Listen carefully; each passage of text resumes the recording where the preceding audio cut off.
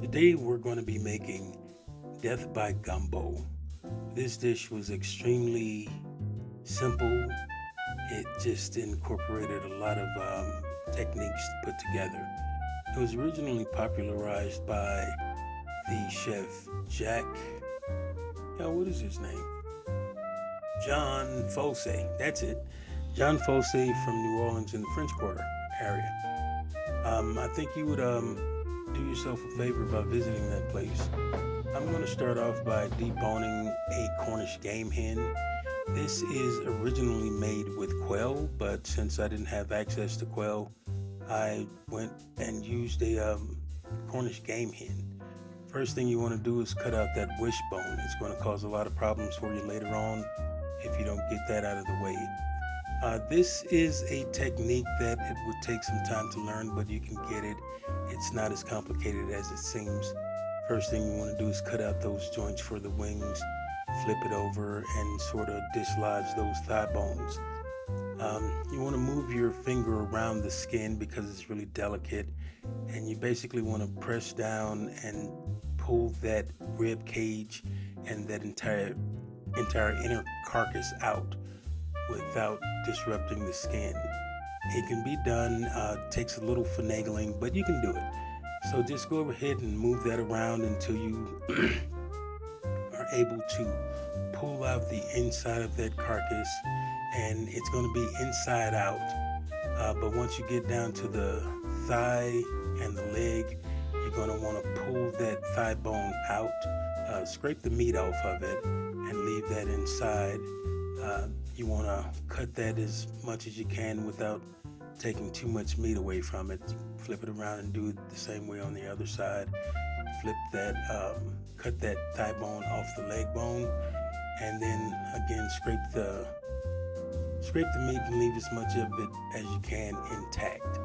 And once you do that, then you have a whole carcass that's just ready to be pulled apart. So you just keep moving the meat, making sure that you get under the skin well. You don't want to tear that skin because that's going to ruin the whole process if you do that. So I ended up cutting mine and staying close to the meat and made sure that I stayed away from the skin. And then once you get done with that, you can see that you'll just be able to turn it inside out and have the entire bird all intact. If you want to check out a better idea of how to do it, check out Jack Papon's How to Debone a Quail. From here, we're going to go over to our trinity. We're going to start with our onion. We're going to cut that in half, cut the bottom off of it. Makes it easier to cut your slices in the onion. Once you slice it vertically, then you can turn it sideways and cut it horizontally. Now, if you cut it horizontally, then you can go back again and slice it, and you'll find that you have nice small dices of the onion, and that makes for easy approach, a way to dice and slice without having to go through a lot of changes to do it. So you cut up your onions, and they're easy to manage and maintain at this point. So you get that done, and you move on to your next thing. I do like to chop mine up a little bit more because I like a smaller dice to my vegetables. The bell pepper, same way, cut those 4 ways, and then I'll cut the bottom off of it. No sense in throwing away good bell pepper. So I'll take those and then I'll stack them on top of each other and make thin slices, and then just turn them sideways and then cut them into small dices. Same process as with the onion, and this is relatively quick. It goes easy. And once you get used to cutting these things, you'll find that it's not as complicated as it seems on television. You watch these television shows and you think you could never do it. I guarantee you can. So you just give it a shot. Just dice up your bell peppers, put those into a small container or something. Move on to your celery. What I like to do with the celery is cut off the tops and the bottoms because it just makes for a more uniform cut with these. And be sure to wash those things because celery is a root vegetable and it's grown in the ground, so it does have dirt on it, and you don't want to bite into a piece of sand while you're trying to enjoy your gumbo. So I'd like to stack these on top of each other and cut slices into them. And again, you'll see that I'm going to end up chopping them up again because I don't like thick chunks of vegetables when I'm trying to enjoy. I didn't think about it at the time, but what I ended up doing with this, because I had to serve it with the roux, is I ended up draining this or straining this through a fine mesh sieve to get all those things out anyway, because the way that they serve it in the restaurant, they don't have any of the vegetables in there, but they do contain the flavor. So move on from that and you get to your garlic. And I don't know if it makes a difference or not, but I don't like the idea of the bottom of the garlic. I always thought that it would have a bitter flavor. Maybe it doesn't, but that's just me. At any rate, I cut those off and then I slice the garlic, and then I'll turn around and I'm not gonna jump through a whole lot of hoops to try to cut up the garlic, because this is one of those things that's gonna saute and it's gonna not be seen in the final product at all, again, because I'm going to run it through the sieve. So I like to chop the garlic up. I don't like using the garlic press so much, so that's just personal preference. Maybe I watch too much television, maybe I'm too much of a purist, I can't tell you. So I'll chop up my garlic and then I'll put that into a container, and you'll see I have my mise en place. It's everything in place, my trinity, and then I've got the garlic. So I'm using here little Hillshire Farm beef sausage. I like to cut it at a diagonal. Don't know that it does anything for it except for the way that it looks. I think it looks kind of cool, and most things that I cut up these days I'll cut up in a diagonal just because of the aesthetic. And moving on to the andouille sausage, cut it in the diagonal as well and make slices, and I'm going to end up putting that together along with the smoked sausage. It's not it's going to be cooked, so I don't think that it matters that I'm putting the raw meats together. And then when I get done with this, I'm going to move on over to the chicken. And the chicken, I ended up doing a boneless, skinless leg and thigh, leg quarter. And I actually did that myself. I didn't buy it like that. I learned how to debone a leg quarter, and you can do that too and save yourself a lot of money. It does cost you time, and time is money according to some people. So you make your decision and go with that. For me, it was worth it to go ahead and figure out how to do it, and I actually enjoy doing this stuff too. It's like a therapy, for me to, do my cutting and chopping. So if you enjoy cooking the way that I do, then do it just for the joy of it. It's fun to do. Now, I didn't show this part, but when I got done with my chicken, I did season it. There are going to be a lot of people talking about I didn't season my food. Trust me, I do. I heated up my oil in my Dutch oven, and you can hear the sizzle. You can't hear it, but I heard the sizzle. I got it nice and hot. This Dutch oven, for some reason, it sticks. No matter what I do with it, it always sticks. So I put my chicken in first because I wanted to make sure that it got good and done. And I stirred it around, made sure that it was good and browned. And when I get done with it, before long, I'm gonna add all of the meats to the same pot and just let them roll together. Let those seasonings come together and blend. And there it is, the beef sausage, the andouille sausage, and cook those on a high heat. I'm trying to get them browned, but that didn't work out. Little Tony Chachere's seasoning. A lot of people like to use that Slap Your Mama. I have tried it before, but I didn't like it so much. It tends to be a little salty. And plus, my mom, the idea of Slap Your Mama, yeah, I don't think that's a good idea, so I'll just leave that at that. That's a shot at the sausage being done. Here, I'm adding a 3/4 cup of oil along with a 1/4 cup of butter. What you want to do with your roux, to make your roux, you want equal parts fat and flour. I like the flavor of butter, so I added a little bit of butter. Some people use all oil and all butter. I personally like the idea of using a bit of both, and then you just stir this. Now, I was thinking of showing you guys the process of how it's going to go from this very light, very blonde colored roux to this peanut butter color to this dark mahogany color. But somewhere along the way, my phone got too hot. I didn't know that that was a thing, but apparently your phone can get too hot and it'll stop recording on you.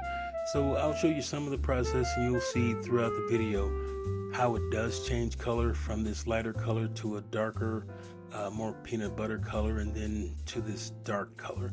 Now, I used to make my gumbo and it would be a light brown color. It wasn't as dark as I make it now. But the last time that I made a gumbo, I made it so dark and the flavor was so nutty and so rich. I was surprised at it myself, and my family told me that it was the best gumbo that I'd ever made. So from now on, I guess I'll be making the dark roux for the gumbo, because that's, of course, where the flavor comes from. That's one of the things that always amazed me with gumbo, because it's such a simple dish, but the flavor profile for the most part comes from two of the least expensive ingredients that you can find: flour and oil. I mean, you mix those two together and you cook them long enough and they become this beautiful melody of flavors. So that's what I did. You can see it starting to change colors already. It's already that peanut butter consistency that I was talking about before. And that's where my phone died, because it overheated. And that's that dark chocolate color roux that I was telling you about. From there, I like to add my onions, celery, and bell pepper, and I'll let that cook for a little while, and then I'll add the garlic to it. I always have this idea that the garlic is going to end up burning, and I don't want that flavor to ruin the whole gumbo. So I let that saute for a few minutes, let it cook, and let it get soft and translucent for the onions. Add the garlic and stir it in, let it cook for a couple more minutes, and before you know it, we're off to the races, because we're almost at the home stretch now. Basically, the only thing I do here is put in my meats. Now, I did save some of the meat for the stuffing of the Cornish Game Hen. I have my bell pepper, sausage, onion, garlic, everything in this pot, and then I top it off with the chicken stock. Now, that is going to bring all those things together, because what I did was I added a couple of bay leaves, some of that zatarans, what do you call it? Crab boil. It's spicy, yes, but it also has a flavor, a very unique flavor, and it's delectable. At any rate, you do that. I didn't show it on camera, I forgot, but I did add some gumbo filet made by zatarans. Put it on high and get it boiling, lower it, cover it. Here, I took out my rice that I'd let cool, little gumbo filet powder, and I got my Cornish Game Hen, mixed that sausage and that chicken and the rice together, and I'm going to stuff this Cornish Game Hen, and you'll see here in a moment we're going to put this in the oven, and we're going to let it cook on 375 until it's golden brown, and then we're just about done with this whole process. And if you ever want to impress somebody with your culinary skills, give this a try. I think they might like it. So I stuffed the game hen with the rice and the meats. I had to turn it around because of the camera angle, but just fill it up with that good stuff. And I ended up doing a truss on this to make sure that everything stayed in order and in place, because I didn't want it, falling all apart like it looks now. So I ended up taking some butcher's twine and tying the legs together. And there's another video about that if you are interested in how to twine up or truss, any piece of meat. You can do that. And this is a really simple process. When I first saw someone do this, I thought, man, I'm never going to be able to get this. And I've been cooking since I was 7 years old. But this one thing confused me, and I thought I could never get it. But sure enough, with a little time and practice, that's all it ever takes for most things, time and practice. And I was able to do it. And I'm putting this thing together like You know, I grew up in a house full of people who did it every week, and I didn't. So, that being the case, this was fun. I actually enjoy the cooking process, and if you if you enjoy cooking and you get a kick out of doing this kind of thing, I think you ought to give this one a shot. I think you'd enjoy it. I think that you would benefit from doing it because, you know, there are so many joys in the world that you could have, and cooking is definitely one of those things. So if you have opportunity, give it a shot. It's not real complicated, and you would impress people with it too. So there's that. So at any rate, I finished trussing up the bird. Got it tied off at the end, and once that was done, I greased a small dish and put it in the oven at 375, and I think I cooked it for about 35 minutes or so. I checked the temperature, you know, to make sure that it was done. I put a little butter on it, and I basted it with the butter to get that pretty golden brown color. Took the string off of it, and this is where I plated it up. I put it in the bowl, and I didn't have a nice serving picture like the ones that they do in the restaurant, but I used the gravy boat that we use for Thanksgiving in that, and it worked out pretty good. And this is me, you know, doing the slow motion, you know, pour over the bird, and after the day's work of, you know, creating this dish, saved myself a trip to New Orleans and made it at home. And let me tell you, digging into it, it was better than I'd expected, and I think it was well worth it. So if you have opportunity to give it a shot, I think you should. I think you'll be pleasantly surprised with it yourself. So give it a shot, and let me know what you think about it. Hope you do try it, and I'll talk to you again. God bless.